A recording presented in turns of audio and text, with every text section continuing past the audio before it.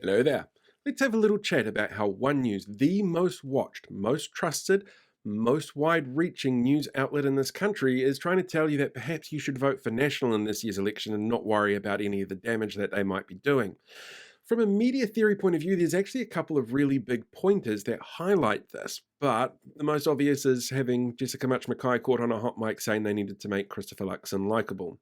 If we have a look over their website yesterday, though, there's some really interesting pointers like this story here where they're worried about malevolent actors disrupting the campaign. Every single political party has said exactly the same thing.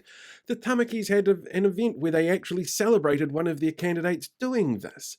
Or this story here about how Luxon disputes claims about inflation. These claims came from Goldman Sachs, one of the world's leading experts on economic outcomes on an international scale. They were the ones that told Liz Truss she was going to tank the British economy just before she tanked the British economy. But vibes. So, meh. Or this one here about Christopher Luxon casting his ballot in advance. You should totally cast your ballot in advance if you have not done so already. He can't even vote for the electorate that he's running in. He doesn't live in it. Even this story here about James Shaw picking up the phone denies the fact that, well, that's not how the Green Party work. They've already ruled out working with National, and anything like a coalition agreement would have to be agreed on by members of the Green Party in a vote. It's not a done deal like that. But if we look at stories where the National Party might be at fault or seen in a bad way, they're framed very differently. Like this one here talking about rates increases in Auckland. There is a 7% rate increase on the cards if the National Party gets in for Aucklanders because they want to remove the regional fuel tax. That's $2 billion in operating costs for really specific projects suddenly gone. But that doesn't get a mention in the headline here. Or this headline here about Hana Rafati Maipi Clark, who is the Hauraki Waikato Te Pāti Māori candidate. She got broken into again, a fifth time, and they tracked down the person, they followed him back, National Party hoardings on at the outside, and he was known to locals as a hardcore National Party promoter.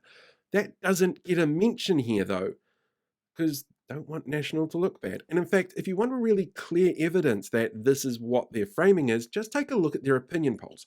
The opinion poll last week and this week were actually very close, but there were some changes. Labour is apparently stagnating, even though both Labour and National got exactly the same amount in polling as they did last time. There's also the fact that one of the questions that they get asked is, who would you vote for? And if the answer is, I don't know, they go, well, who might you vote for is counted in that polling number.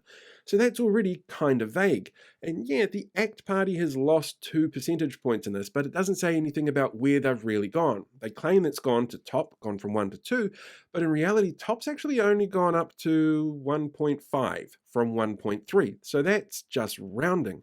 What actually saw a really big jump was the Aotearoa Legalised Cannabis Party. That went from 0.3 to 1.1% in this poll.